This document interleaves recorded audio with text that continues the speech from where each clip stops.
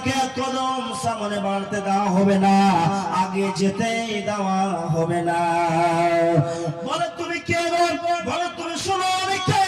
আমি আল্লাহর ফেরেশতা মালাকুল মউত তোমার কাছে এসে হাজির হয়ে গিয়েছি।